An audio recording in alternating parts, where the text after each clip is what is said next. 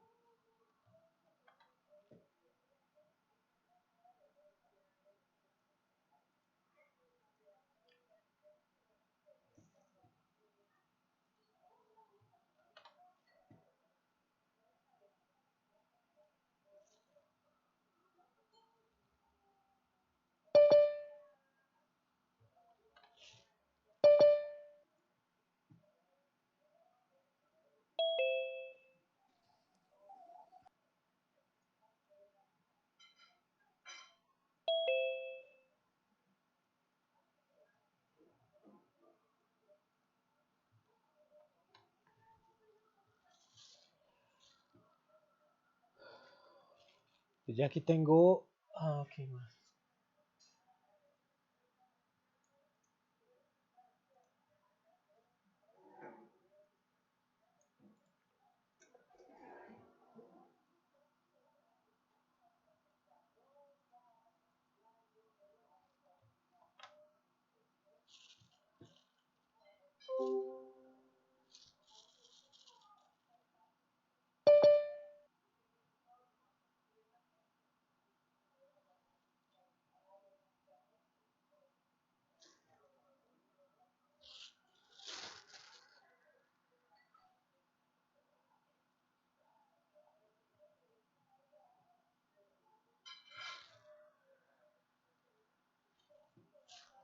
Ok, voy a empezar con estas. Aquí hay otras, pero creo que se repiten. Entonces, Profe, ya está grabando, ¿verdad? ya estoy grabando. Ah, ok. Gracias. A ver.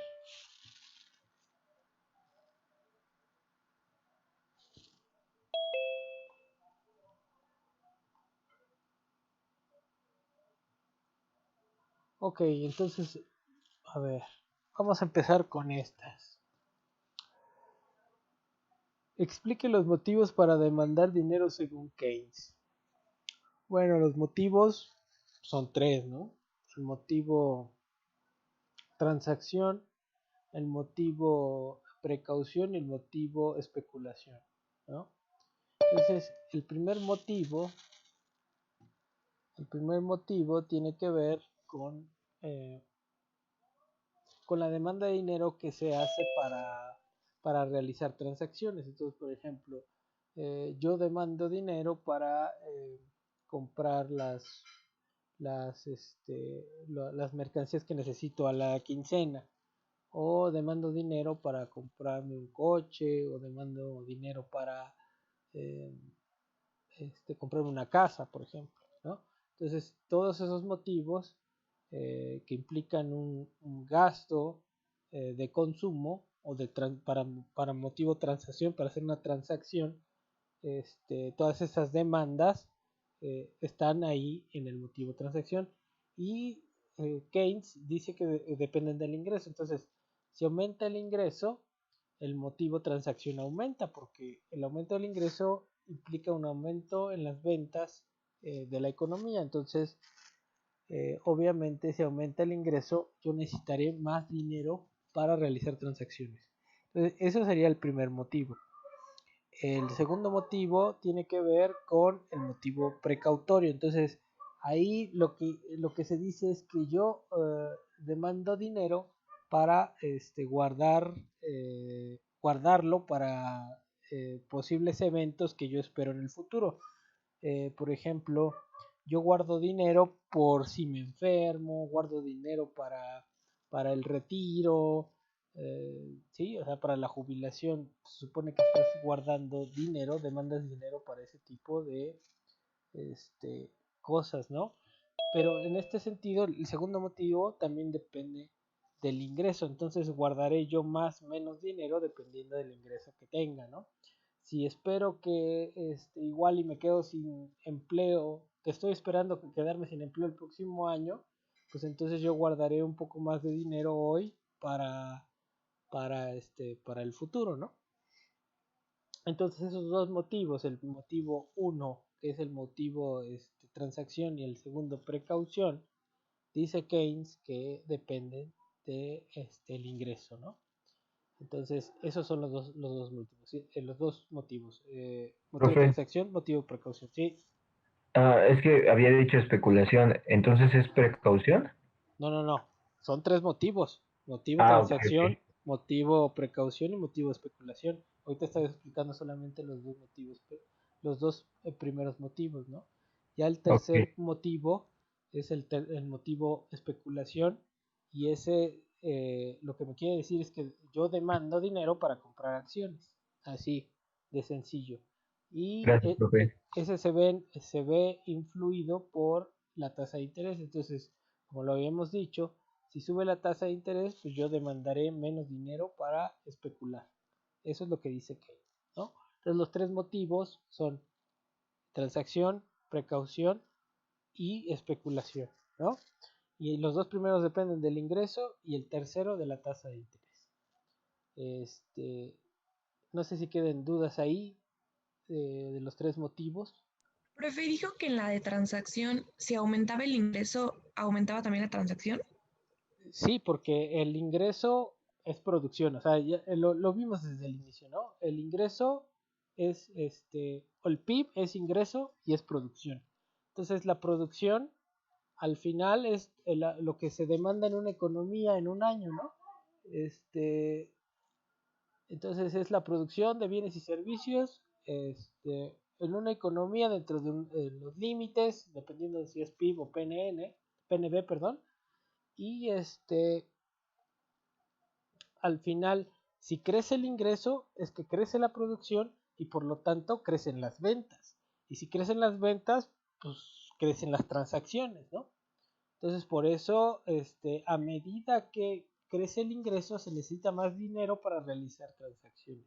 O se demanda dinero para realizar transacciones, ¿no? Y bueno, entonces esos son los tres motivos. Motivo transacción, motivo precaución y motivo especulación. ¿Vale? Entonces, no sé, ahí sí queda más o menos duda de eso o no. No, profe, ya quedó súper claro. Muchas gracias. Órale. ¿Qué se entiende por oferta doméstica y externa? Bueno, pues entonces, si estamos en una economía abierta, sabemos que la oferta doméstica pues va a ser el ingreso y la oferta externa va a ser las importaciones. Y esto tiene que ser igual a la demanda interna, que sería el consumo más la inversión, más el gasto de gobierno, más las exportaciones. Entonces esto es oferta interna. Espérame tantito. Esto es oferta interna, oferta doméstica,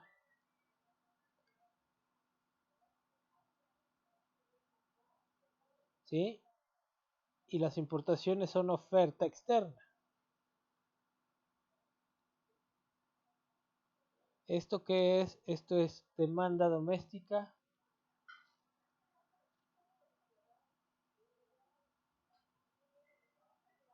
y demanda externa, ¿sí?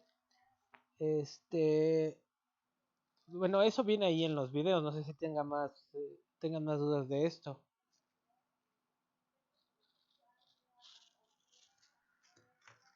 Chavos. Es que lo dijo muy rápido al principio, lo de la oferta doméstica, Ajá. que era, El es que, ingreso es la oferta doméstica, de hecho. el La, ingreso, pero puro nacional, ¿verdad? sí, el ingreso. Ok. El PIB es la oferta doméstica. Las importaciones son oferta externa, ¿no? Sí, sí, sí. Gracias, profe. ¿Alguien más respecto a esto, chavos?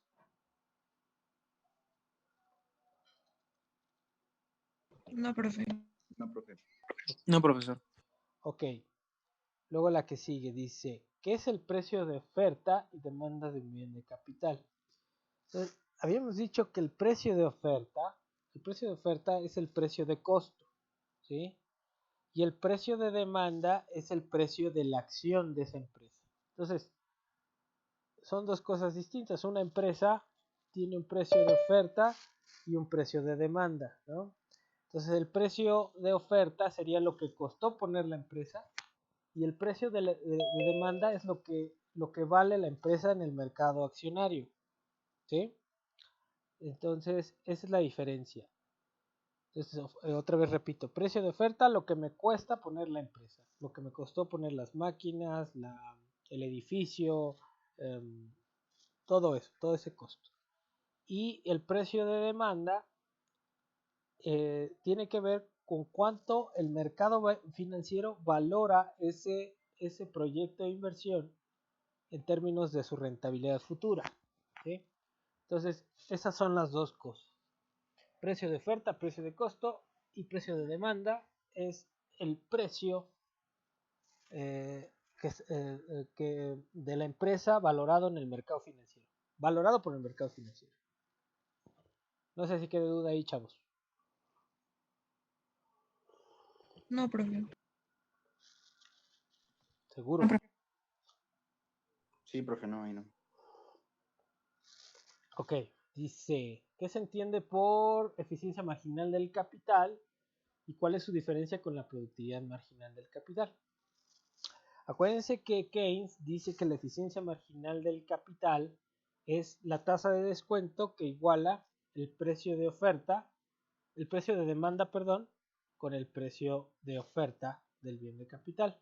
O, bueno, al final, no lo dice así, que iguala los rendimientos, eh, no, sí, es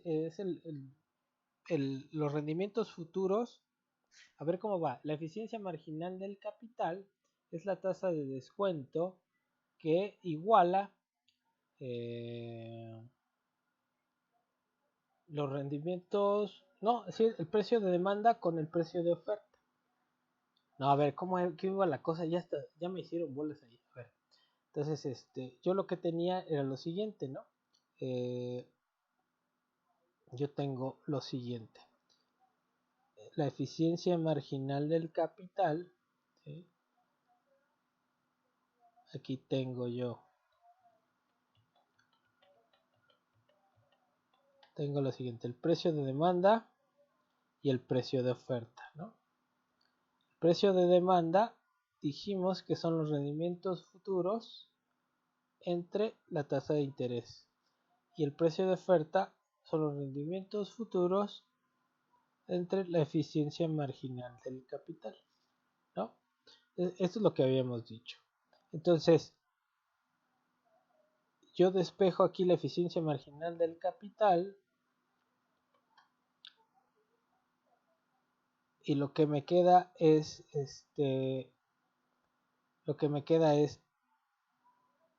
pi entre P0, ¿no? Entonces al final lo que yo estoy diciendo es que la eficiencia marginal del capital, si lo paso multiplicando, es el precio de oferta por la eficiencia marginal del capital, es igual al rendimiento futuro incierto, ¿no? Entonces, esta eficiencia marginal, dice Keynes, es la tasa de descuento que me iguala estos rendimientos futuros e inciertos con el precio de costo, el precio de oferta, ¿sí? Pero bueno, esa no era la pregunta. Por otra parte, esta tasa, bueno, esta eficiencia marginal de capital la puedo entender como una tasa de rentabilidad esperada. Entonces, es una expectativa de rentabilidad que depende de las ventas futuras inciertas, ¿sí? Entonces, en este sentido, esta tasa de rentabilidad está dominada por la incertidumbre. Entonces, es una tasa de rentabilidad no segura, es una expectativa, ¿no? ¿Cuál es la diferencia con la productividad marginal del capital? Que la productividad marginal del capital viene, obviamente, del modelo clásico y de una postura en que la oferta crea su demanda. Entonces, en el modelo clásico no existe incertidumbre. Entonces, esta productividad del capital, productividad marginal del capital, es una tasa de rentabilidad cierta. Entonces, la diferencia con la eficiencia marginal del capital es que la eficiencia marginal del capital es incierta, está dominada por la incertidumbre. Esa es la diferencia. Para los clásicos, la productividad marginal del capital es segura, es una rentabilidad segura. Para Keynes, la eficiencia marginal del capital no es una tasa segura, es una tasa esperada, hay más o menos probable, pero no necesariamente se cumple. En el caso clásico sí se cumple la productividad marginal del capital. ¿Sí queda clara o no? Más o menos. Más o menos ahí. Sí, profe. Ok, todos los demás, ¿igual? Sí, está bien, profe. Gracias. Sí, se quedó claro. Ok. Sí, profe. Entonces, si yo les pregunto, ¿cómo la responden? Así. Pero Que la, preciso. la productividad, según los clásicos, es cierta y la eficiencia, según Keynes, es incierta porque pues no hay nada seguro. Perfecto, perfecto. Entonces, a ver, dice luego, ¿cómo es la curva de oferta en el modelo keynesiano? Explique por qué tiene esa forma. Entonces, va relacionada, esta está relacionada con esa cuestión. En el modelo clásico, nosotros sabemos que la oferta es una línea totalmente vertical. Esta es la oferta, digamos, ¿no? Por supply o le ponen no lo que quieran. Y la demanda es una cosa así, ¿sí? Entonces, esta oferta es totalmente vertical porque se supone que es de pleno empleo. ¿Qué es de pleno empleo? ¿Y qué es el pleno empleo? Pues el pleno empleo es el uso de todos los recursos o factores de la producción que están disponibles en un momento para realizar la producción. Entonces, acuérdense que aquí en el modelo clásico solamente existe desempleo voluntario, ¿sí? Y friccional. Entonces, el pleno empleo implica una situación en que todos los recursos o todos los factores productivos que quieren emplearse a los precios vigentes están empleados, ¿no? Entonces no hay manera, si ya todos están empleados, no hay manera de aumentar la producción. Entonces, en este modelo, pues yo tengo mi producción ya fija, determino un precio de acuerdo con la demanda y una cantidad, ¿sí? Pero entonces es un modelo en donde, acuérdense también, la oferta determina su demanda, entonces no hay incertidumbre, todo lo que se produce se vende. Entonces, esa es la clave para entender la diferencia. En el modelo keynesiano, Keynes está suponiendo que no hay pleno empleo, ¿sí? Entonces, si no hay pleno empleo, existen recursos ociosos en el sistema económico, factores de la producción que no se están utilizando. Entonces, obviamente no se llega a la máxima capacidad de la economía. Entonces, lo que tenemos es una curva de oferta, así como esta. Voy a poner S de supply igual. Tenemos una curva de oferta que va a tener un segmento horizontal y después una vertical a medida que llega a utilizar más recursos dentro de la economía. Entonces, ¿qué pasa aquí? En el modelo keynesiano, la oferta no crea su demanda, la demanda determina la oferta. Entonces, si yo empiezo con una demanda en este nivel, digamos, esta es mi curva de demanda, yo voy a tener un precio aquí y una cantidad, ¿sí? Y un nivel de empleo de los recursos, pero si este es el nivel de pleno empleo de la economía, este es el pleno empleo. Entonces, yo tengo este nivel de empleo determinado ¿por qué? Por la demanda existente. Y a este nivel de empleo yo produzco tanto. Pero yo podría producir todo esto. Sin embargo, ¿por qué no produzco esto? Porque todo depende de la demanda, ¿no? Entonces, ¿qué puede suceder? Bueno, que si la demanda crece, digamos, crece para acá, pues entonces empleo más y produzco más, ¿sí? Y puede que, como dice Keynes, ¿no? Hay recursos en la economía, ahí hay desempleo involuntario. Entonces hay gente que desea trabajar al salario o al precio vigente y que no encuentra trabajo. Entonces, si de repente crece la demanda y yo empleo más gente, no me va a costar más, ¿sí? Y los precios se van a mantener constantes, ¿no? Entonces, lo que va a pasar en este esquema es que yo voy a tener distintos niveles de equilibrio, ¿no? Entre la oferta y demanda, pero con desempleo, mientras no llegue hasta este nivel de producción que es el de pleno empleo, ¿sí? Entonces, ¿de qué depende de que yo llegue al pleno empleo de esos factores o utilice esos recursos ociosos? Pues de que haya demanda, ¿no? Y lo explico de otra forma, ¿no? En general, una empresa compra una máquina que en potencia le puede producir, no sé, 10,000 productos, pero no se producen los 10,000 productos, ¿por qué? Pues porque no sabes si toda tu producción potencial te la van a comprar, ¿no? Entonces produces más o menos, ¿no? Lo que sabes que te van a demandar. Entonces esa empresa que puede producir 10,000 productos, pues produce 100. ¿Por qué? Porque es lo que le están demandando. Y, va a producir más a medida que su demanda esté incrementando, ¿no? Entonces, esa es la lógica. Una empresa puede tener una capacidad existente, pero va a utilizar no la capacidad total, sino va a utilizar aquella capacidad que sea coherente con su demanda, ¿no? Entonces, por esa razón, la curva de oferta en el modelo keynesiano tiene un segmento horizontal y después un segmento creciente a medida que se van utilizando los recursos económicos, ¿no? No sé si quede claro ahí. Oiga, profe, Mándeme. aquí hay una cuestión. Ajá. La pregunta es, ¿cuál es la causalidad del ahorro e inversión en la teoría clásica? Y usted nos explicó como que nada más puede haber ahorro en la keynesiana, ¿no? A ver, espérate. Aquí vamos. Espérate. Aquí vamos en esta. ¿Cuál es la forma, la curva?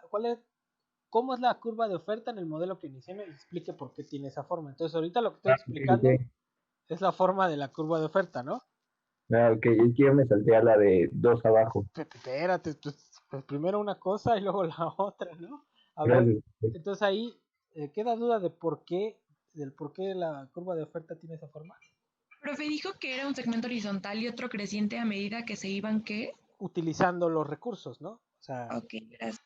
presionando los recursos, ¿no? O sea, por ejemplo, voy a llegar a un nivel igual y que me van a demandar más trabajo y igual, bueno, que van a demandar más y yo tengo que demandar más trabajo y a lo mejor ya no está tan disponible como antes, ¿no? Porque ya lo estuve ocupando.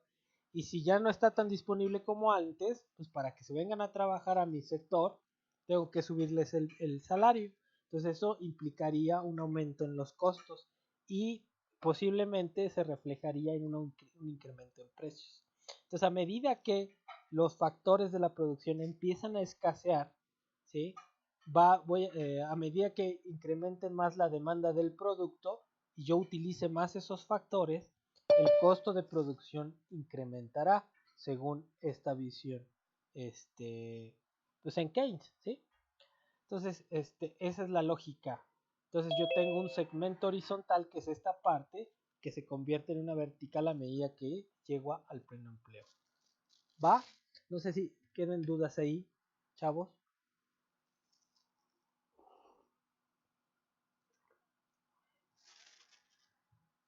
No, profe. Profe. Va. No, profesor.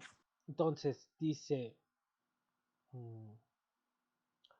¿cómo se calcula el PIB real? Pues lo único que tengo que tener es el PIB nominal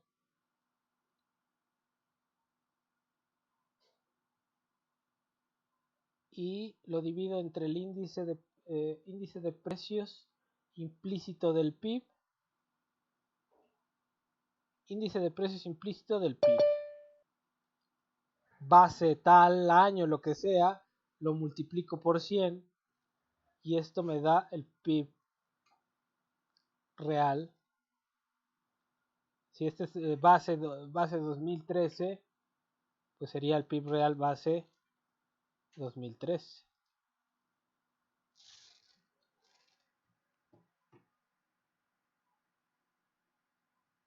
¿Sí? ¿Queda claro? ¿Se acuerdan o no?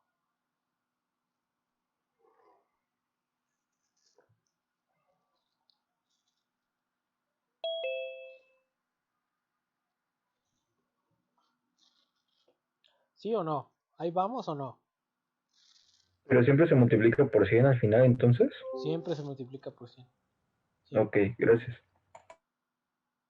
Siempre. Entonces voy a tener un PIB nominal, un índice de precios implícitos, lo multiplico por 100 y me da el PIB real. ¿Cómo se calcula el PIB real? Ahí está. ¿Cuál es la causalidad entre el ahorro y inversión en la teoría clásica? En el modelo clásico, si nosotros recordamos, es un modelo que está determinado por el lado de la oferta. Entonces, el ahorro es oferta.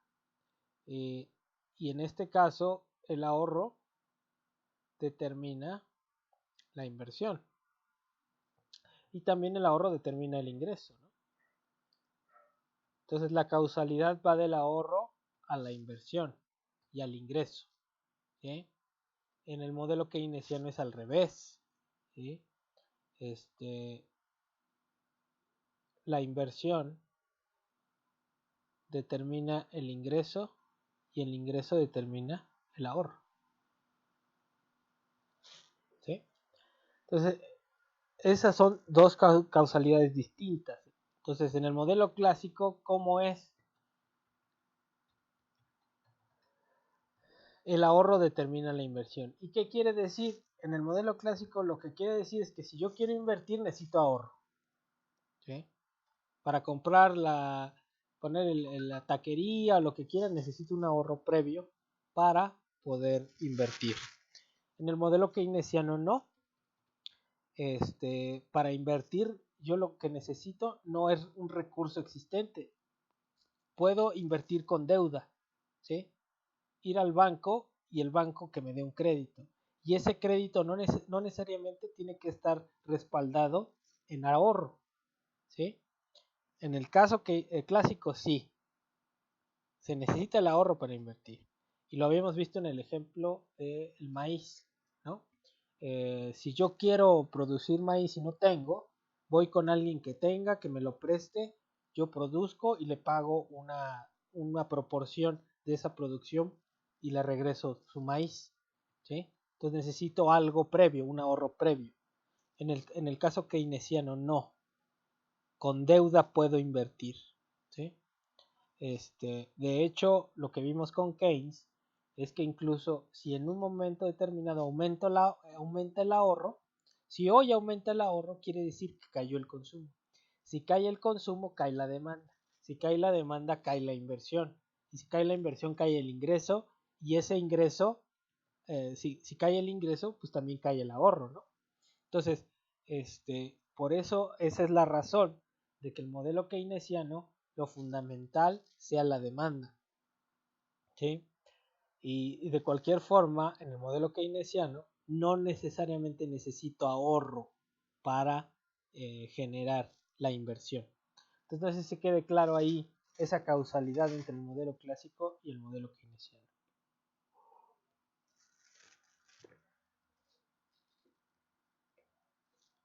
Sí, profe, ya quedó todo claro. Gracias. ¿A todos los demás? Todo bien, profe. Igual, Bueno, profe. luego no estén chillando ahí en el examen, ¿eh? Bien. A ver, luego dice la siguiente, dice, ¿qué sucedería con el beneficio si el salario fuera menor que la productividad marginal del trabajo? ¿No? Entonces, a ver,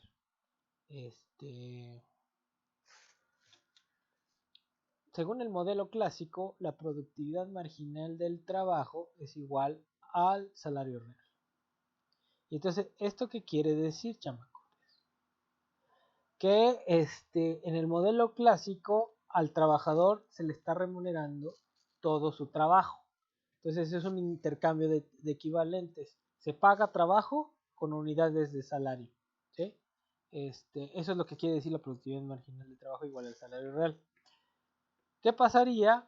Ajá, bueno, entonces aquí lo que estoy diciendo es que lo que me cuesta el trabajador, el factor trabajo, lo pago equivalentemente a lo que vale. ¿Qué pasaría con la productividad si la productividad marginal del trabajo fuera mayor que el salario real? En este supuesto, ¿qué estoy diciendo?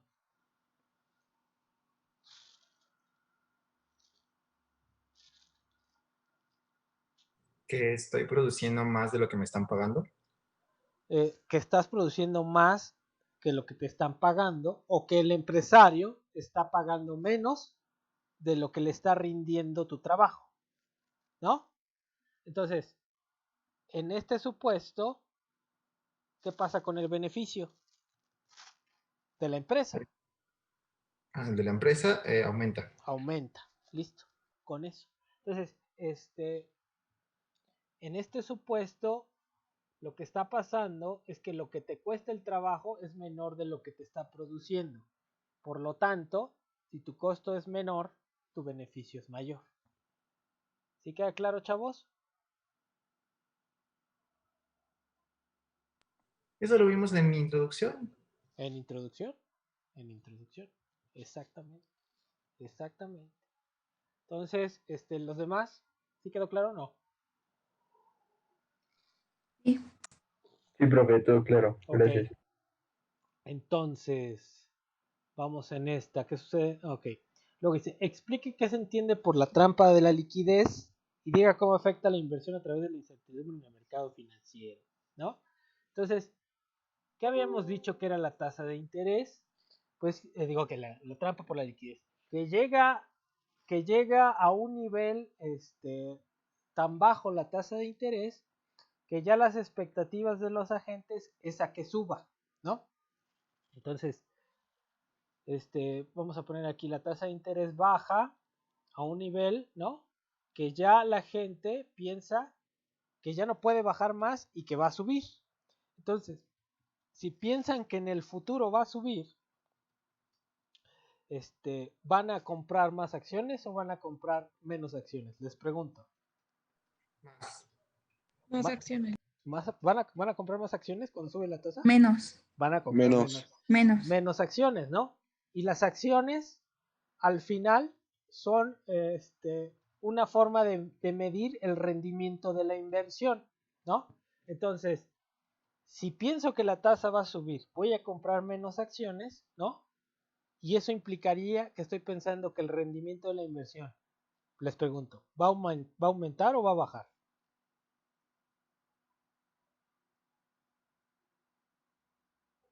Va a bajar. Va a bajar. Entonces, si estoy pensando eso, ¿invierto más o invierto menos? Menos. Menos. Entonces ahí está. La trampa de la liquidez lo que hace es que se compren menos acciones, ¿no? Y que caiga la inversión. ¿Sí queda claro o no, chavos?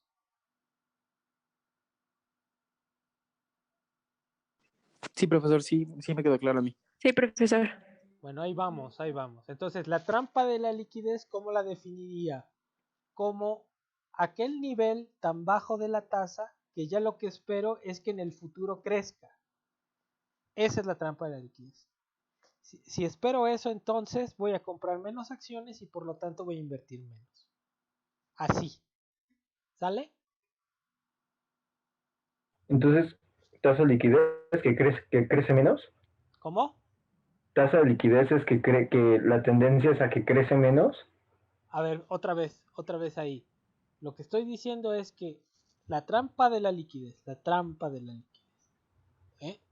la liquidez es Sí. aquella situación en donde la tasa de interés es tan baja, ¿sí? Que yo en el futuro ya no espero que baje, sino que suba. Ah, ok. Y en ese contexto, yo ya no compro más acciones, ¿no? Sí, se acaba la compra y venta de acciones. Y, Porque ya, e invierto menos, ¿no? sí, claro. Porque Ok, el incremento en la tasa, ¿no? Lo que hace es reducir las expectativas de rentabilidad. sí. Gracias, profe. ¿Sale? ¿Todos ahí, chavos? Entonces, a ver, ¿quién me dice qué es la trampa de la liquidez?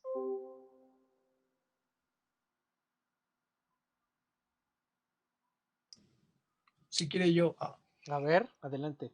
bueno, yo escribí, bueno, y ya entendí. Se llega a un nivel tan bajo del interés que la expectativa de los agentes es que esta suba, provocando que en el futuro se compren menos acciones, implicando que el rendimiento de la inversión baje, cayendo la inversión. Ya, ahí quedó. ¿Todos les quedó claro entonces, chavos? Sí, profesor. Va, va. Más claro ni el agua, maestro. Más claro ni el agua. Entonces, de ahí, aquí. Eso es una cosa que se deriva de eso. ¿Cómo tendría que reactivar las expectativas de rentabilidad? Ya la tasa de interés no puede hacer nada. La política monetaria no sirve para restablecer las expectativas de rentabilidad. Entonces, tiene que entrarle el gobierno con gasto público, ¿sí? Para incrementar la demanda y restablecer las expectativas de rentabilidad. Ese es el debate ahorita. Ese es el debate ahorita con Andrés Manuel. Y a nivel mundial, ¿eh? ¿Sí? Ok, bueno, entonces ahí vamos. ¿Qué se entiende por demanda efectiva? Entonces, acuérdense que yo les dije, es la demanda real, ¿no? Sí, esa es la demanda efectiva, o sea, lo que realmente se demanda, no lo que yo espero que se demande, ¿no? Sino en un momento determinado, yo puedo producir 100, pero de esos 100, nada más me compran 50. Esos 50 son, son la demanda efectiva, ¿sí? Entonces, si yo les pregunto qué es demanda efectiva, esa es la demanda real, ¿no? No sé si quede claro así, o quieren que les ponga un ejemplo un poco más, pues no sé, esclarecedor, pues.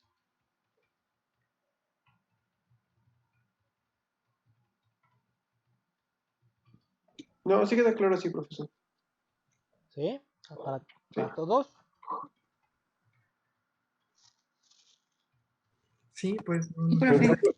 pero creo que falta una parte de la pregunta, ¿no? O sea, que no termina ahí la pregunta. Bueno, dice, ¿qué Lo se... del papel de la incertidumbre. Ajá, exacto. Ok, pero dice, ¿qué se entiende por demanda efectiva? Bueno, ahí, pues, demanda real, ¿no? ¿Qué es la demanda real? Este... ok. Luego acá dice, ¿cuál es el papel de la incertidumbre en la economía? Pero a ver, entonces, a ver, espérense. A ver, espérense. Una cosa, ¿qué es la demanda efectiva? La demanda real. ¿Sí? Eso, ahí acabamos. Luego, vamos avanzando. Aquí me preguntó, no me acuerdo quién me preguntó, ¿tiene sentido calcular la tasa de crecimiento de PIB a precios constantes? ¿Sí tiene sentido o no?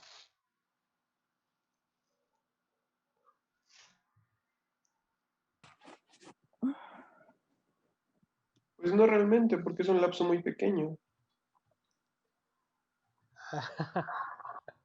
A ver, los precios corrientes, el PIB a precios corrientes no está considerando el costo de esa producción, ¿no?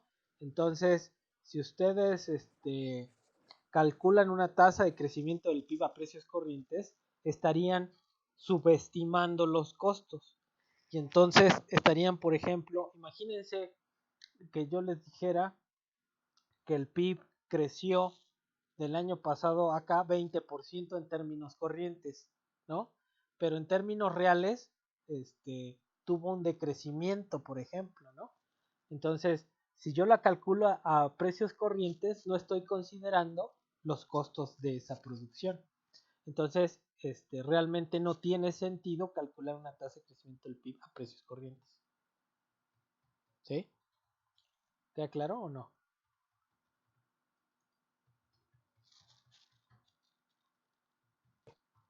Profe, yo temía que el papel de la incertidumbre era que producía un desequilibrio en el sistema, ya que si no sabías cuánto ibas a vender, debías adecuarte como a ventas anteriores o a la trayectoria que ya habían tenido. Sí, está bien, pero ahorita estamos en otra pregunta, mira, ya vamos a llegar al papel de la Ah, ¿ya incertidumbre. pasaron esa?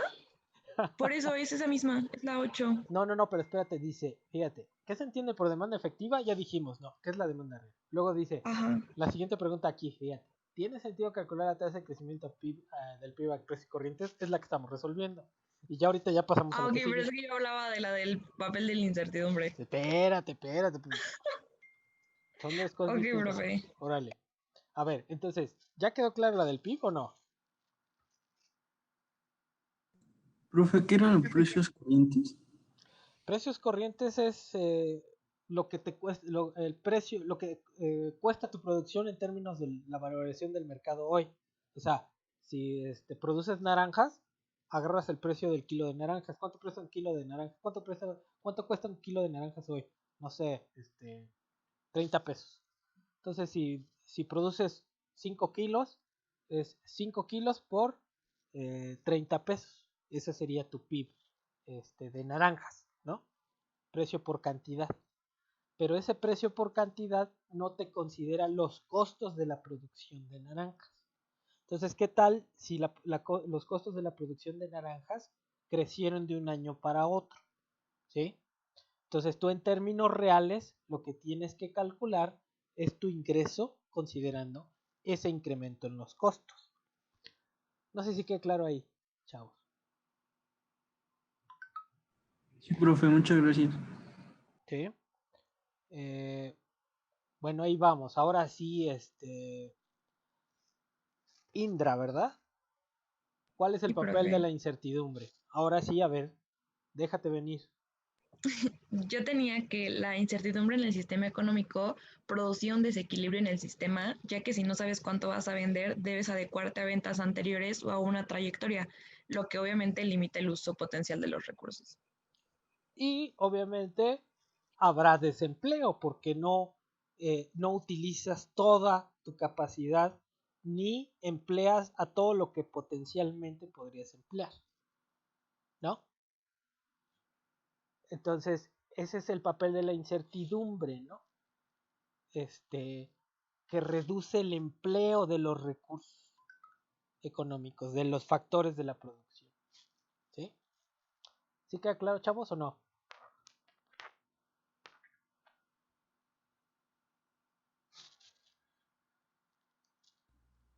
Sí, profe.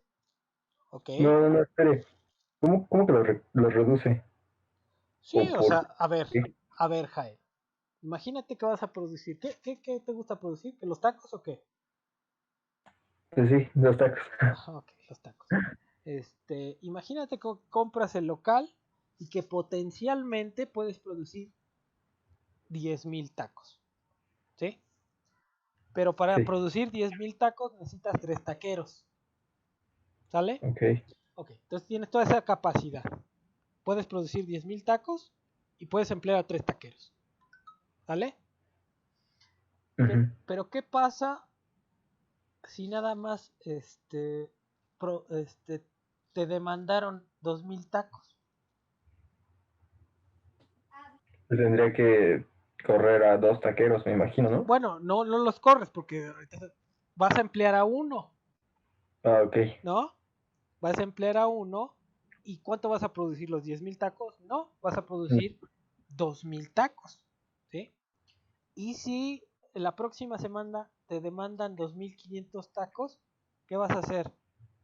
Pues le vas a decir al taquero que te produzca 2,500, ¿sí? Si Y ya tú, no uso los otros. no, y te esperas porque los 10,000 tacos en potencia por 3 taqueros, pues sería de más o menos 3,030 y tantos tacos por taquero, ¿no? Entonces, Sí. todavía tienes chance de, con un taquero, seguir vendiendo esos 2,500, ¿no? Ujú.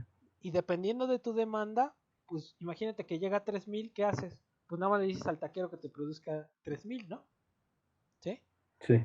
Si ya la demanda crece a 6,000, ¿ya qué haces? Ya utilizo dos, ¿no? Contratas al otro taquero.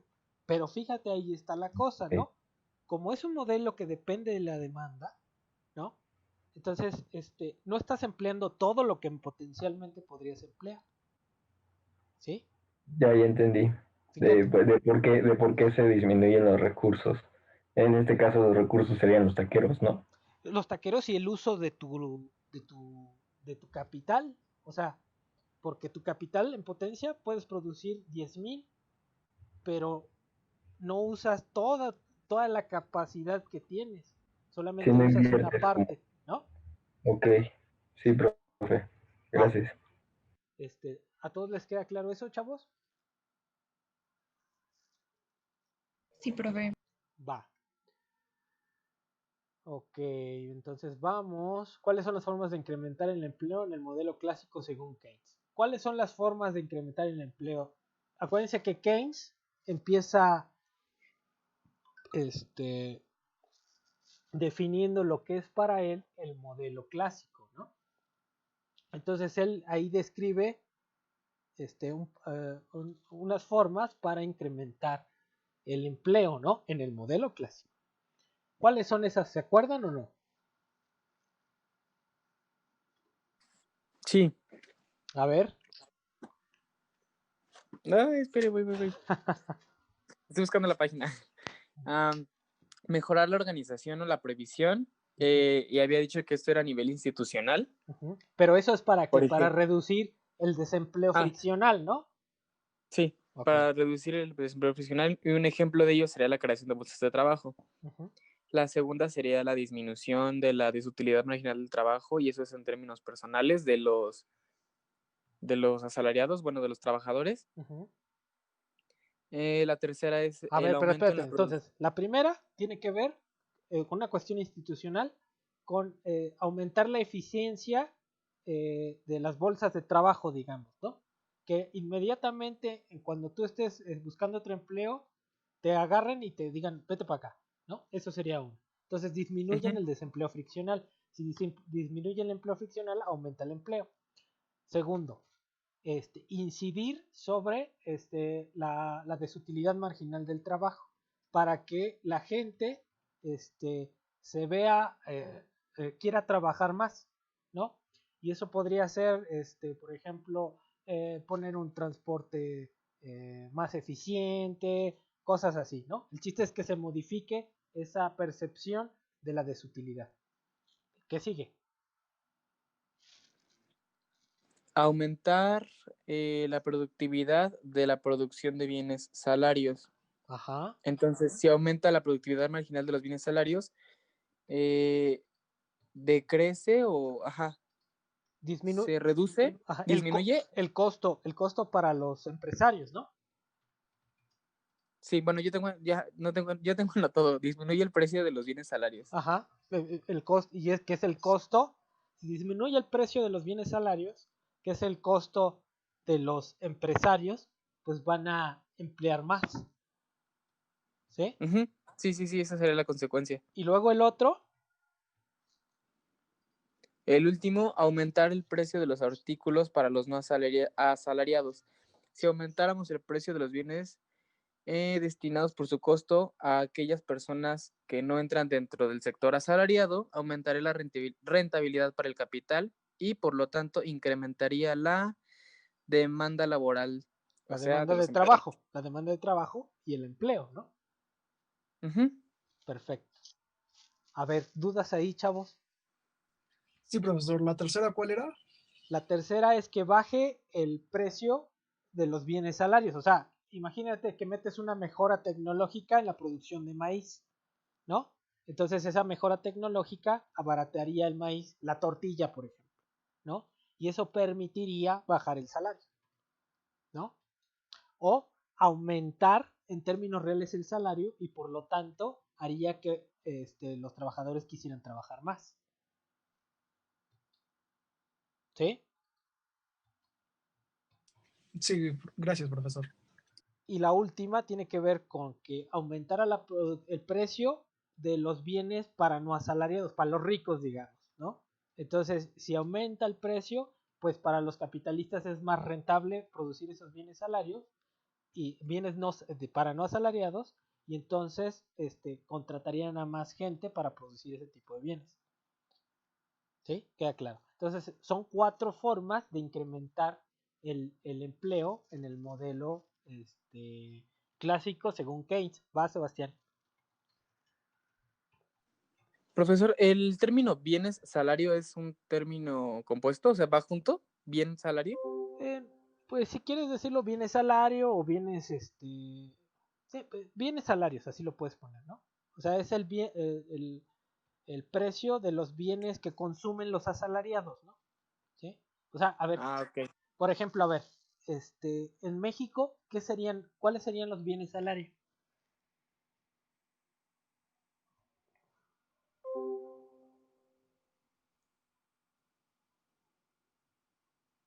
¿En México qué? ¿Cuáles serían los bienes salarios? Uy, Uy, ¿cómo que uy?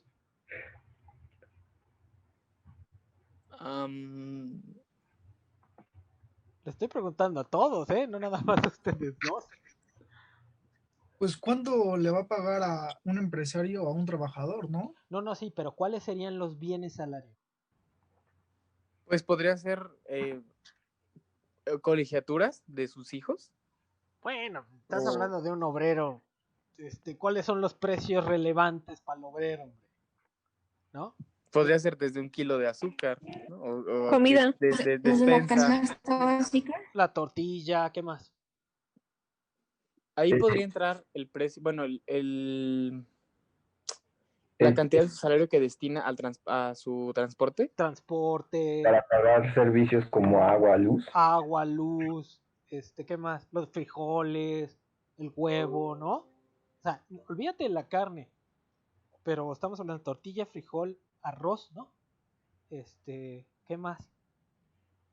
Tal vez el precio del pollo, no lo sé, pero la carne de res como tal, yo creo que no es una preocupación para el asalariado, ¿sí?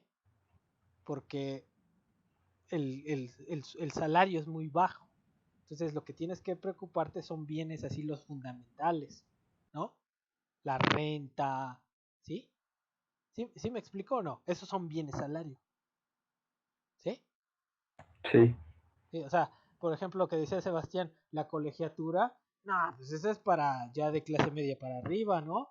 De wannabe para arriba, ¿no? Es que en el video decía, ¿Pero qué decía?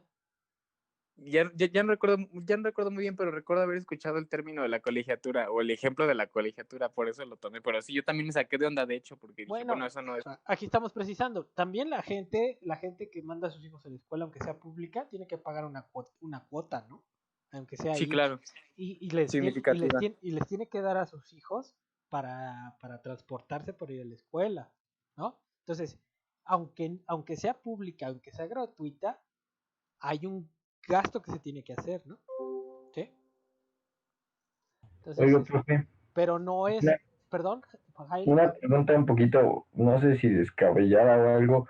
El transporte obviamente sí entra, Claro. pero si tú sacas un auto y lo estás pagando a meses, ¿eso ya no entraría? ¿Eso ya sería como clase media? Bueno, depende qué coche, ¿no? O sea, depende, o sea, si lo sacas a meses, pues es que lo estás comprando nuevo, pero pues la clase de a pie, los obreros, pues se comprarán algo usadito, ¿no? De 20,000 pesos o de 30,000 pesos, ¿no? O sea, Ok, entonces sí entraría, pero en otro nivel, ¿no? O sea, al obrero, pues, ¿qué le importa el precio del BMW o el precio del Jetta nuevo, ¿no? Está viendo sí, precios de coches más viejitos, ¿no? Entonces, nada más eso, lo que le alcance con su ingreso, ¿no? ok, Este, gracias, profe. no, ¿de qué? Pero sí, el transporte es fundamental, ¿no? ¿Qué transporte les importa a la gente que trabaja? Pues el precio del metro, por ejemplo, ¿no? Los que viven en Ciudad de México, nosotros que vivimos bueno, algunos que vivimos acá en el establo de México, nos importa cuánto nos cobren el microbús, ¿no? Entonces, es diferente, pero es sí transporte, ¿no? Eh, este, esa es la idea, chavos. Eh, pero sí queda claro, ¿no? ¿Cuáles son los bienes salarios? O sea, les pongo un ejemplo porque les quede claro, ¿no? Entonces, en ese sentido, según Keynes, lo que dice es que en el modelo clásico aumentaría el empleo si disminuyera el precio o el costo de esos bienes salarios. ¿Por qué? Porque aumentaría el salario real por dos cosas. O aumenta el salario real, ¿sí? Porque ahora les es más barato comprar a los trabajadores y podrían ofrecer más trabajo. Acuérdense que en el modelo clásico uno ofrece más trabajo cuando el salario real crece, ¿sí? Y el otro es que sería más barato para los empleadores pagar más trabajadores, ¿no? Porque el salario real disminuiría, digo, el salario real, o sea, disminuye para ellos y, y aumenta para los trabajadores, ¿sí? Si tú mantienes el nivel de salario real y caen los precios, ¿sí?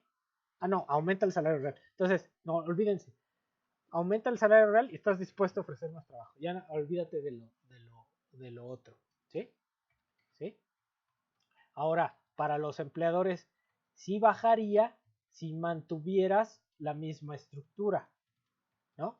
Porque bajan los precios y si bajara el salario, se abaratarían los costos para los empleadores. Lo explico de esta forma para que no quede así tan vago. El salario real.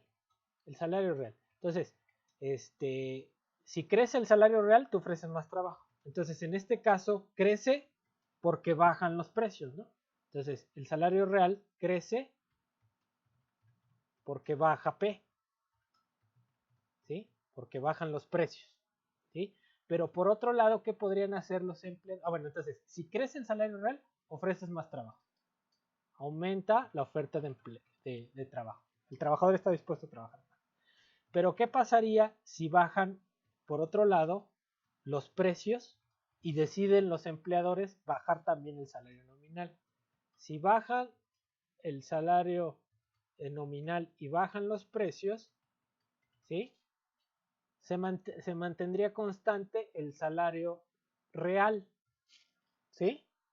Y esto implicaría un incremento en la demanda de empleo, ¿sí? Entonces podría darse una combinación entre los dos, ¿sí? y aumentando ¿qué? Oferta y demanda de empleo. ¿Sí queda claro o ya se hicieron bolas?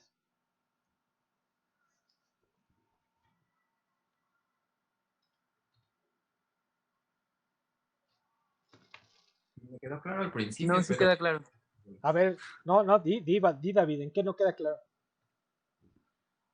no, o sea, lo primero que lo he explicado sí lo entendí, pero ahorita ya me perdí. A ver, entonces, lo primero que puedes, a ver, y es a ti, David, imagínate, si caen los precios, ¿no? Con un salario fijo, aumenta lo que puedes comprar, ¿no? Imagínate que,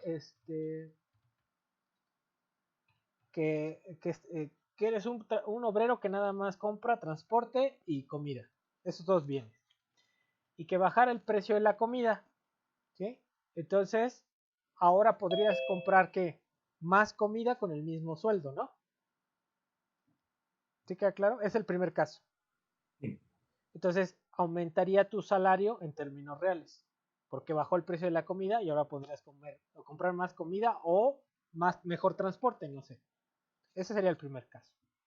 Pero el segundo caso sería, imagínate que el precio de la comida baja a nivel global y las autoridades deciden, ¿sí? Como bajó el precio de la comida, pues entonces ahora ya el salario mínimo lo podemos bajar porque bajó el precio de la comida, ¿sí?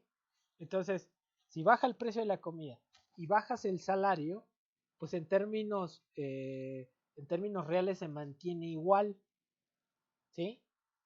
Pero para los empleadores, esa caída en el términos nominales implica una mayor ganancia, porque les disminuyó su costo. Entonces, podría pasar esto o podría pasar esto. En cualquiera de los dos casos, ¿sí? Aumentaría ¿qué? El empleo, ¿sí? ¿Sí queda claro o no? Y ya entendí. ¿Sí? Entonces, o pasa esto o pasa esto. Entonces, lo que puede pasar directamente es esto, que crece el salario real y aumente ¿qué? La oferta de trabajo. Eso, ¿sí? Lo segundo, si se ajustara el salario a la baja, con la caída de precios, podría incrementar la demanda de trabajo. Pero así quédenselo. Entonces, ok, híjole, vamos a... Ok, entonces ya tenemos las 4 formas de incrementar el empleo en el modelo clásico. Repetimos nada más, es hacernos más eficientes institucionalmente para disminuir la fricción, ¿no? El desempleo friccional. Segundo, incidir sobre la desutilidad marginal del trabajo. Tercero, disminuir el precio de los bienes salario. Cuarto, aumentar el precio de los bienes de lujo. ¿Sale?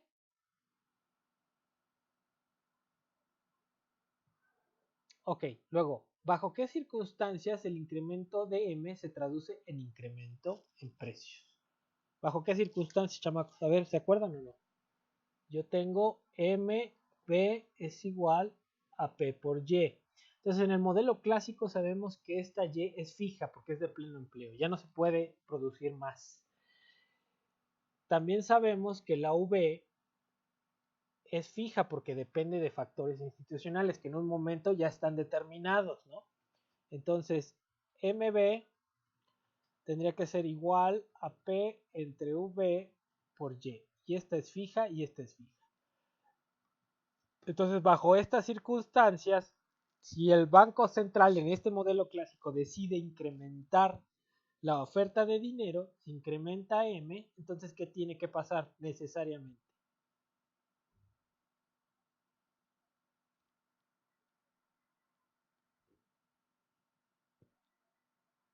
Pues incrementar los precios, ¿no? Exactamente, exactamente. Entonces, esa pregunta, ¿cómo se responde? ¿Bajo qué circunstancias el incremento en M se traduce en incremento en precios? ¿Qué contestarían?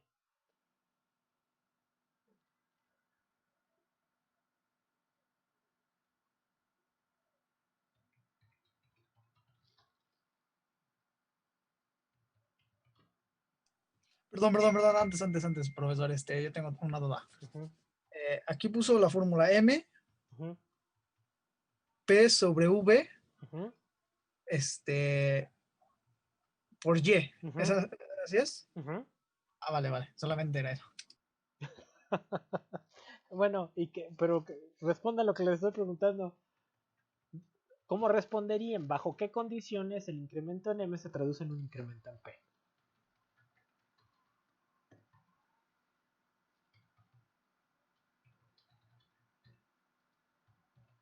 Pues sería porque la variable y y v son variables fijas, ¿no? Pero tienes que contestarlo con mayor precisión en el contexto de pleno empleo, ¿sí? Y factores institucionales fijos, ¿sí? ¿Sí queda claro a todos? Más o menos, como que todavía no me quedó.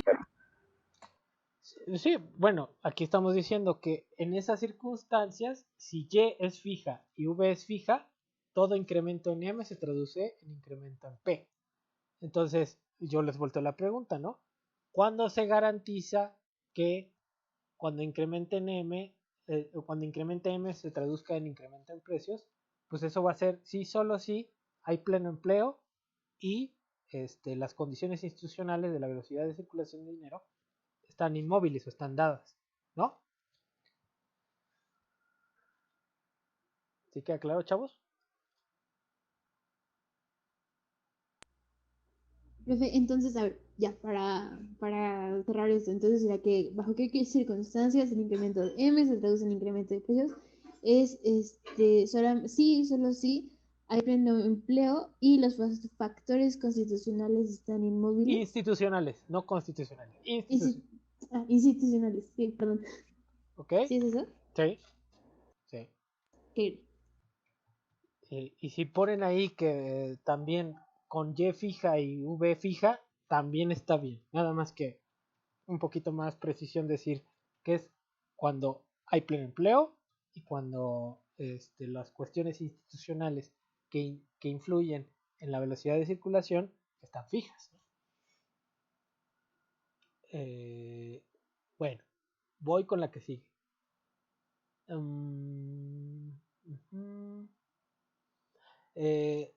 ¿Bajo qué circunstancias el incremento de M se traduce? Ok. ¿Qué factores afectan K? Acuérdense que K es el enfoque de Marshall y es K por P por Y, ¿no? La tasa de interés. ¿Y qué era K? Acuérdense que es la proporción de dinero que desean tener los agentes.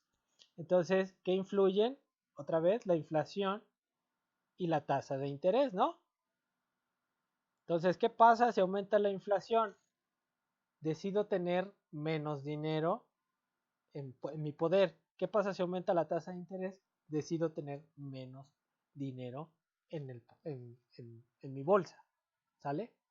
Porque si tengo dinero en la bolsa y aumenta la tasa de interés, estoy perdiendo el rendimiento financiero.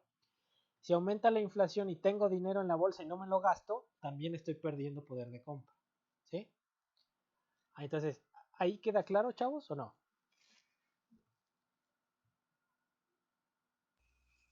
O sea que en ambos casos o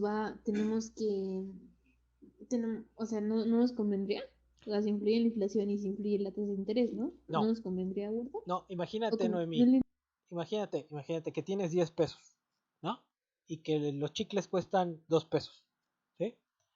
Y imagínate que de repente tú tienes tus 10 pesos, no has comprado chicles, y de repente el precio de los chicles sube a 5 pesos. Entonces, ¿qué te habría convenido?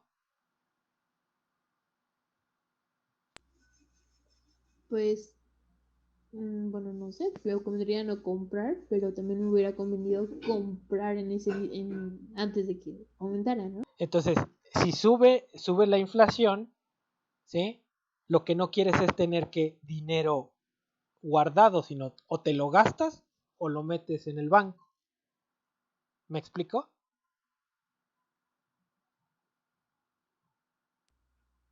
Sí, ya entendí. Gracias, profe. Igual que con la tasa de interés, ¿no? Si tienes dinero en la bolsa y sube la tasa de interés, pues estás perdiendo, ¿no? Mejor lo metes en el banco para que te paguen rendimiento que traerlo en la bolsa, ¿no? Entonces es lo mismo. Si crece la inflación, no te esperas a que crezca, te lo gastas, porque si crece ya perdiste. ¿Sí queda claro? Sí, ya, profe. Entonces, para todos, ¿no?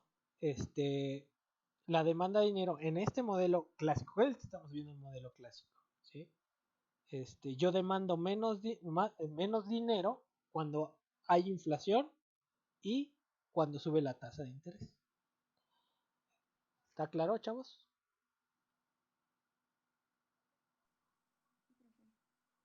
Sí. Okay. La K vendría siendo el capital, ¿no, profe? No, la K en este modelo, fíjate, no. Aquí nada más no nos hagamos bolas, eso sí hay que especificarlo.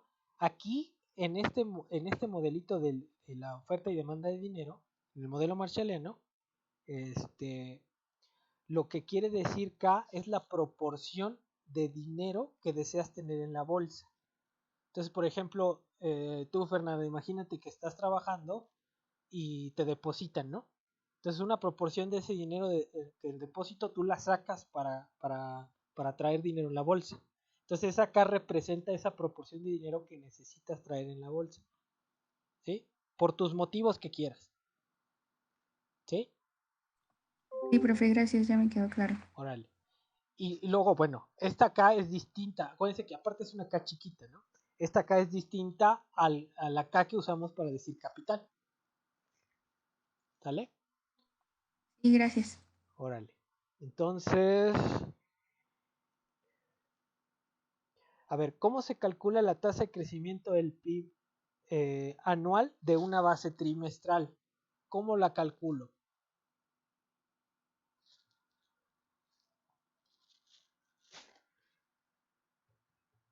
¿Chamacos? No, pues no sabemos, por eso le preguntamos. ¿Cómo no que no van a saber si hicimos el ejercicio? Imagínense que tienen 2 años, tienen 2019, una base del PIB por trimestre tienen 1, 2, 3 y 4 trimestres de 2019. Y luego tienen sus valores de 2020 igual 1, 2, 3 y 4 trimestres. Entonces yo quiero saber cuál fue la tasa de crecimiento del PIB en 2020. ¿Cómo le hago? Eso ya lo vimos, chavos. Según yo sería el PIB nominal del 2020 entre PIB nominal del 2019 menos 1 y todo esto multiplicado por 100.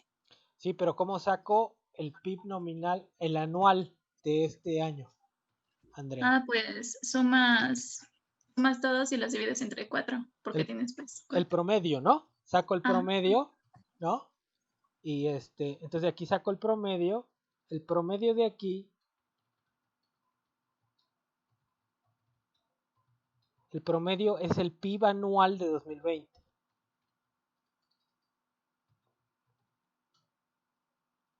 Anual de 2020,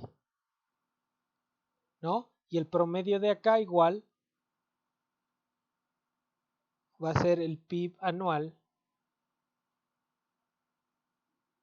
de 2019. Y ya que tengo esos dos promedios que son mis PIB anuales, pues ya saco la tasa de crecimiento. Ahora sí, Andrea, ¿cómo la saco? Dividiendo el PIB nominal del 2020 entre el PIB nominal del 2019 menos 1 y todo esto multiplicado por 100. Y ya quedó, ¿no? Sí. Entonces, puedo hacerlo. Ahora, ¿cuál es la tasa de crecimiento que me importa? ¿La del PIB nominal o la del PIB real?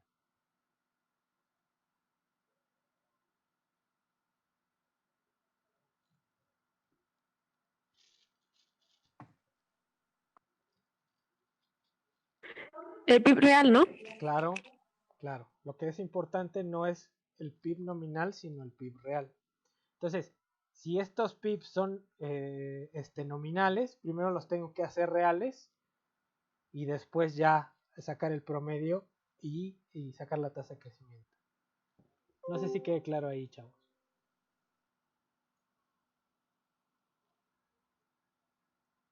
Entonces primero se hace real y luego ¿qué? Y luego saco primero hago el PIB real. Ajá. Y luego saco el promedio y luego saco la tasa de crecimiento, ¿no? Ok, gracias. Entonces, si tengo una base corriente, primero la llevo a constante. Corriente es nominal y constante es real, ¿no? Entonces, primero hago eso y después saco la tasa de crecimiento.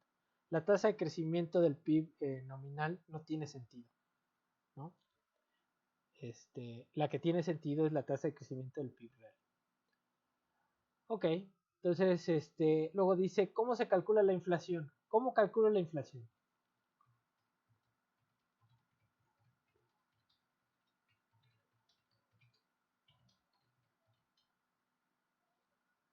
¿Nadie? Mediante el índice de precios del consumidor. Ajá, pero ¿qué hago, David?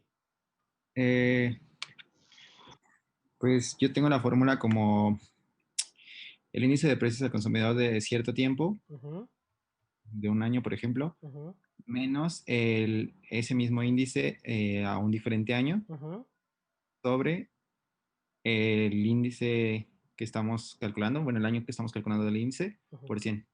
Entonces, yo lo que tengo que tener es el índice nacional de precios al consumidor, ¿no? Y ese índice es un ponderado del costo de los bienes que consumen los consumidores, ¿no? Entonces yo voy a tener aquí 2 años, el año T y el año T más 1, ¿sí?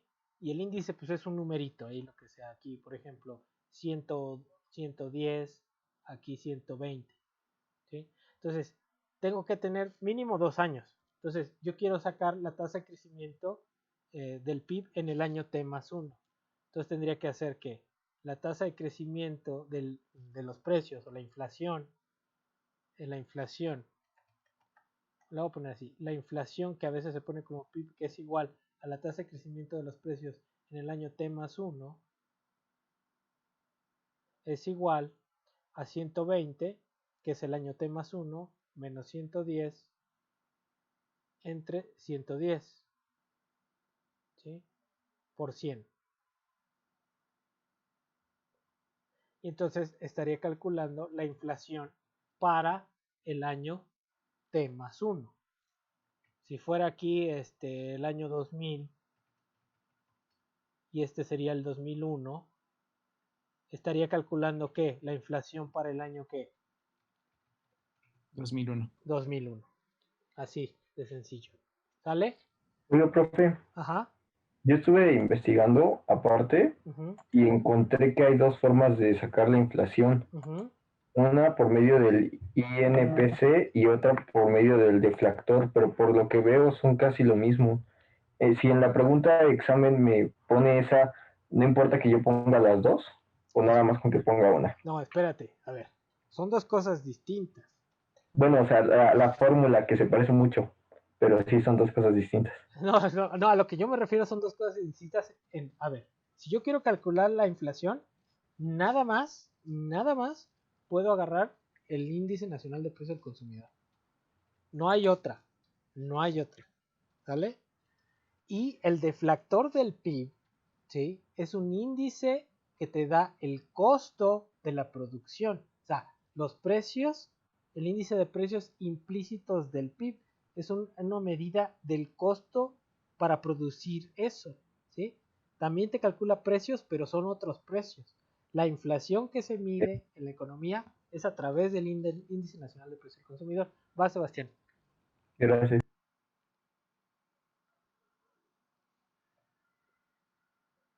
Sí, yo tenía una duda, profesor, que me acaba de surgir. Por lo que entiendo, entonces el índice de precios índice nacional, perdón, de precios al consumidor es una medida aquí en México.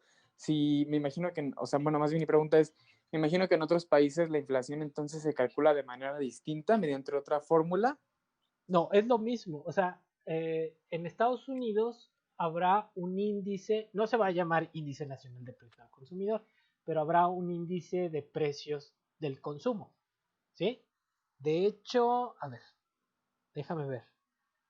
O sea, en términos generales, lo que cada país debería de tener es un índice de precios al consumo. Sí. Y ya sería la misma fórmula, ¿no? Exactamente. Ah, ok. Exactamente. ¿Sí? No se llama igual, pero tiene algo igual, ¿no? Ok, muchas gracias. Oiga, profe, una pregunta así rapidísimo. ¿Un ejercicio como estos va a venir el examen o verdad que no?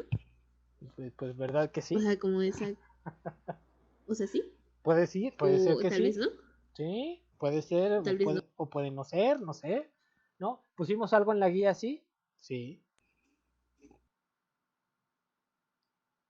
¿Sí o no, Noemi? No había como de calcular así. O sea, No, profe. pero no venía como un ejercicio de calcula tal cosa, no. Pero venía la fórmula, ¿no? Pero no el ejercicio. Ok, vamos a ver qué pasa. ¿Qué pasa en el examen? Es incertidumbre total. Bueno, entonces, ¿ya esto queda claro o no?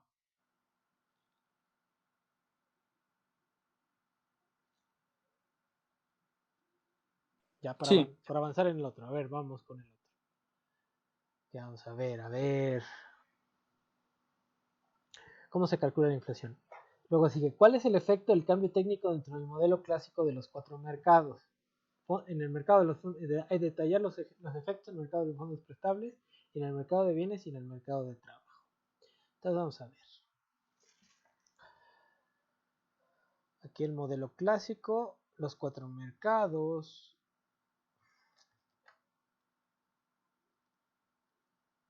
Entonces aquí tengo mi función de producción, aquí tengo la de 45, me voy para abajo, acá voy a tener el mercado de trabajo, oferta y demanda de trabajo, ahí ya me fui muy chueco, por aquí más o menos, y acá voy a tener el mercado de bienes, aquí voy a tener la oferta más o menos y la demanda, ¿no?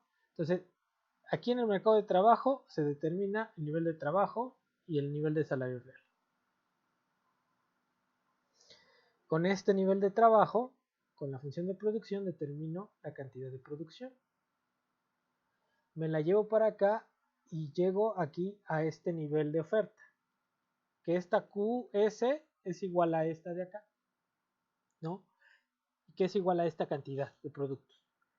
Y con la demanda llego al nivel de precios, ¿sí? Entonces, lo que dice el cambio técnico. ¿Qué implica el cambio técnico? ¿Sí? En el mercado de los fondos prestables,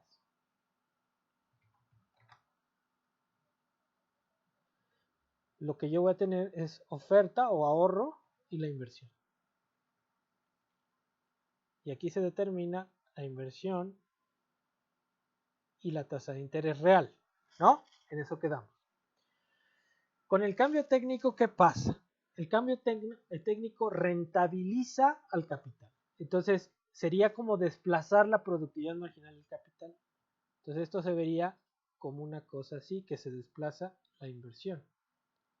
Entonces, si se desplaza la inversión, tendría que aumentar la tasa de interés real y aumentar la inversión. ¿Sí? Eso primero tendría que pasar. Y luego acá, ¿cómo se reflejaría? Pues estoy invirtiendo más o con unas máquinas de mejor calidad, lo que pasaría es que la función de producción se desplazaría hacia arriba. Y entonces con un mismo nivel de trabajo yo puedo producir más. ¿Sí? ¿Sí? Entonces eso sería el efecto inmediato. Ahora, ¿qué pasa? Como se desplaza la función de producción y se desplaza la productividad marginal del trabajo, también se desplaza la demanda de trabajo. ¿Sí? Y entonces incrementaría el empleo e incrementaría el salario real. Eso sería ya el efecto en el mercado de trabajo. Entonces, incrementaría la producción mucho más un poquito más para acá. Déjenme ver por acá. Incrementaría, digamos, hasta este nivel, digamos, por aquí. Y entonces yo me lo llevo por acá. Esto debería de estar por acá. Chin, chin, chin, chin, chin. Y entonces estaría produciendo, digamos, hasta acá. Y los precios tendrían que caer. ¿Sí? Entonces, ¿cuáles serían los efectos que llevo hasta aquí? Aumenta la inversión, aumenta la productividad, aumenta la demanda de trabajo, aumenta el salario real, aumenta la producción, ¿no? Y caen los precios. Y esa caída en los precios, según la ecuación de Fisher, donde dice que la tasa de interés real es igual a la tasa de interés nominal menos la inflación, ¿no? Entonces, como la inflación está cayendo, pues lo que está pasando es que la tasa de interés real está aumentando. Y es lo que pasó, ¿no? Aumenta la tasa de interés real, caen los precios, ¿no? Y estos serían los 4 mercados, ¿sí? Mercado de los fondos prestables, mercado de trabajo, en el mercado de dinero, ¿no? Y en el mercado de bienes, ¿vale? Pero ya se detallaron las preguntas, que eran los fondos prestables, mercado de trabajo y mercado de bienes. ¿Dudas ahí?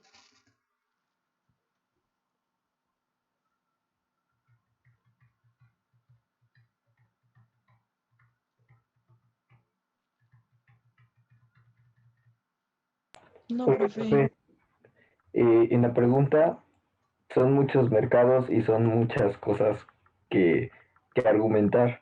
Con que le pongamos qué es lo que pasa, está bien, no es necesario eh, como decir qué cosa es de cada mercado. Bueno, si yo te pregunto, ¿cómo me respondes? ¿Cómo responderías a esa pregunta? Yo diría, pues incrementa la producción, se incrementa el mercado de trabajo, aumenta la inversión. A ver, pero a ver, espérate. ¿Se incrementa el mercado de trabajo? Eso no es una respuesta. ¿No? No. O más bien se incrementa el trabajo. ¿Es solamente eso? Se incrementa, es que son muchas cosas, por eso le digo, son muchas cosas que argumentar y por eso le pregunto que si es necesario especificar qué es de cada mercado. Imagínate que esa pregunta yo la hago específica para un mercado específico, ¿no? Ok. Entonces, te digo, a ver, ¿cuáles son los efectos del cambio técnico en el mercado de trabajo? ¿Qué contestas? El efecto de cambio técnico en el... Pues primero aumenta el trabajo porque Ajá. eh, se incrementa la producción. No, ahí ya te estás metiendo al mercado de bienes. Sí, No, sí, cierto. el mercado de trabajo. En el mercado de trabajo no hay producción, mijo. Ahí hay salario real y Salario trabajo. real, se aumenta el trabajo porque aumenta el salario real. Pero ¿por qué aumenta el trabajo? Porque se aumenta la tasa de interés real. No, la tasa de interés real está acá. Acá está este mercado. Yo te estoy preguntando por este. Aquí no hay tasa de interés.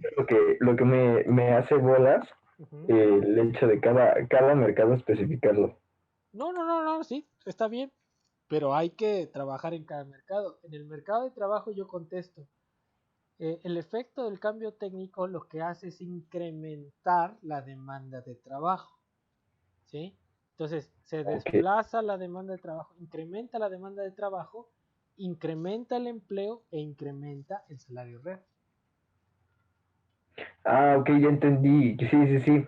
Es que no se ofrece trabajo, sino aumenta la demanda de trabajo. O sea, te piden trabajar. Ya entendí. ¿Ok? Sí, gracias, profe. A ver, ¿todos los demás sí entendieron o es puro choro esto? Bueno, sí es puro choro, pero más o menos.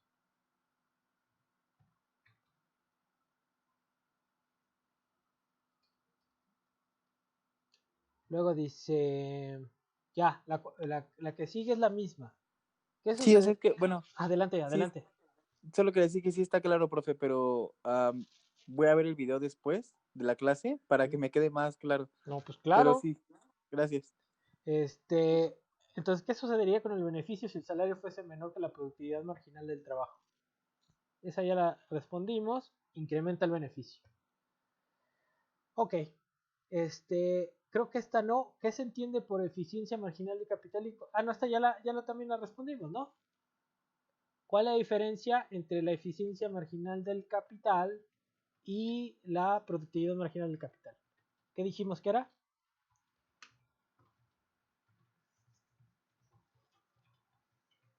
¿Ya se les olvidó?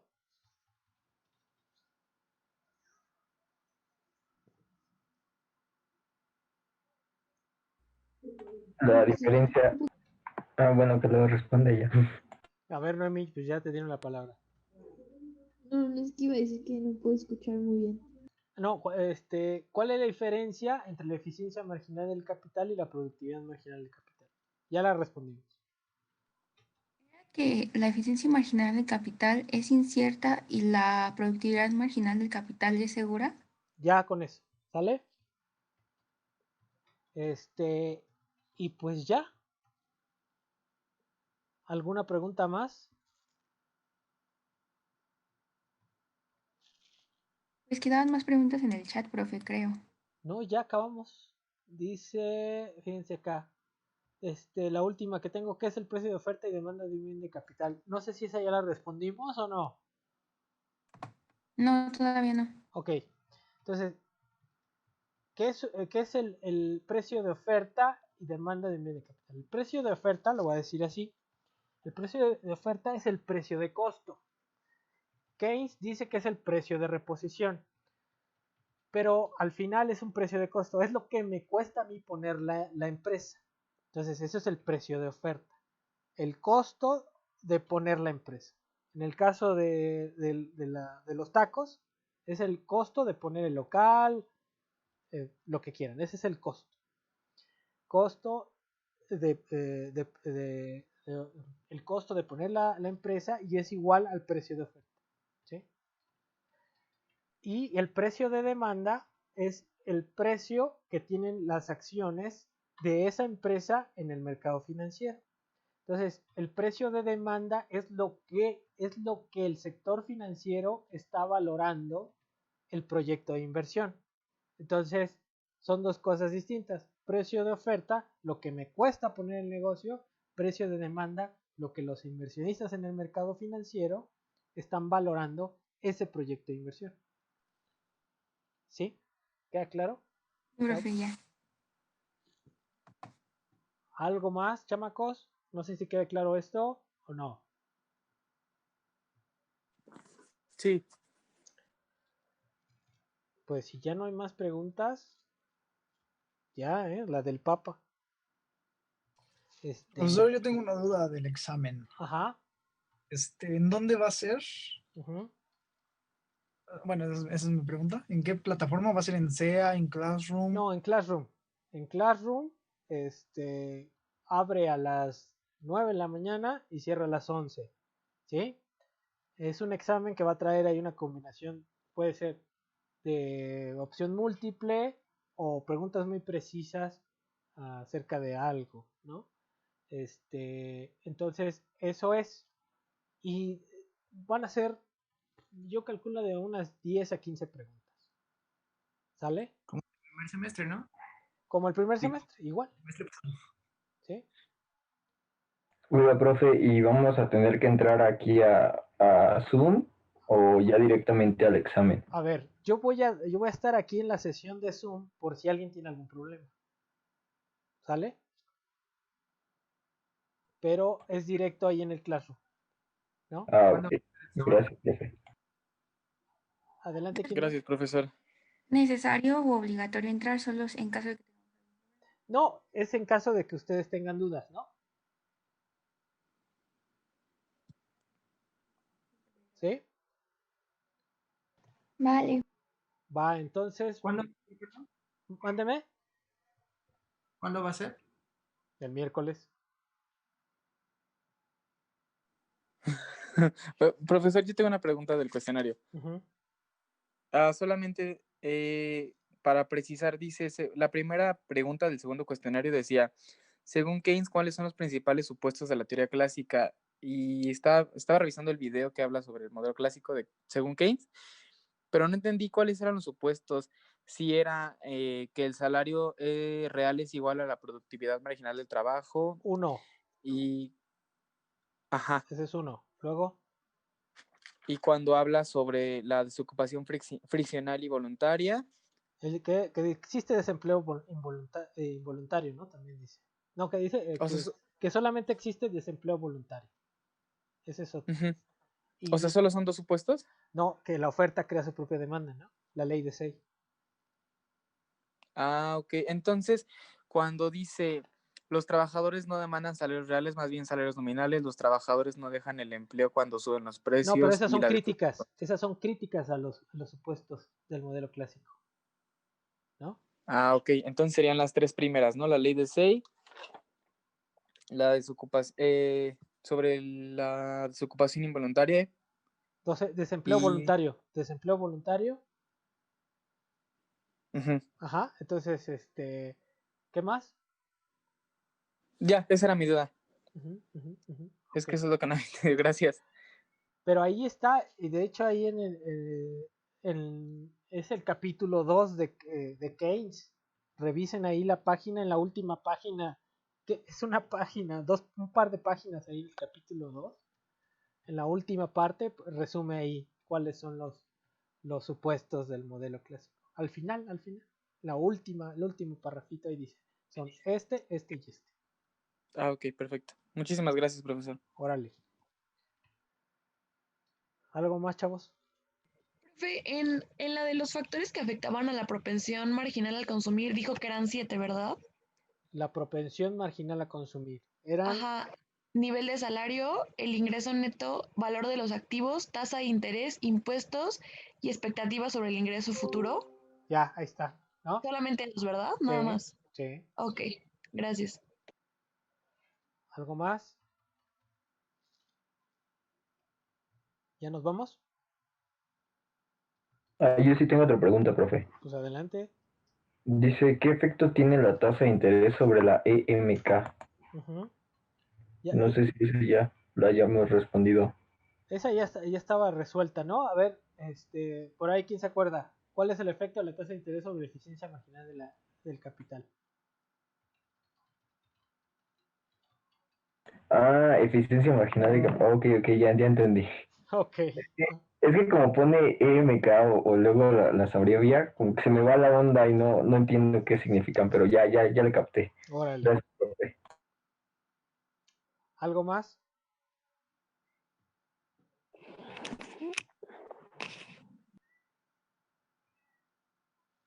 No, profe, creo que no. Ya, entonces ya están para el examen. Oye, usted... Adelante. ¿Usted va a subir la fecha para subir la guía? Bueno, las guías. Sí, yo les pongo la fecha. ¿Sale? Ok, gracias. Entonces, ya estamos. Dejo de compartir pizarrón. Eso de las tareas, bueno, en la evaluación había una parte que estaba destinada a las tareas. ¿Es lo que mi compañera acaba de mencionar sobre las guías? Sí, ¿cuánto fue? ¿30%, no? ¿Cuánto fue? Sí. Pues ahí está. Entonces, ya nada más yo les pongo ahí el link para que carguen su guía. Les pongo la fecha de entrega y la entregan y ya, ¿no? ¿Y las guías qué son, profesor? ¿Los cuestionarios? Los cuestionarios. Ah, ok. Bien resueltos. Gracias. Y ya completos, ¿no? Entonces, pues ya. ¿Algo más, chavos?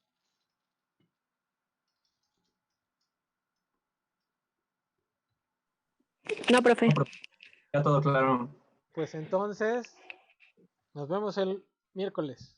¿Sale? Hasta luego, profe.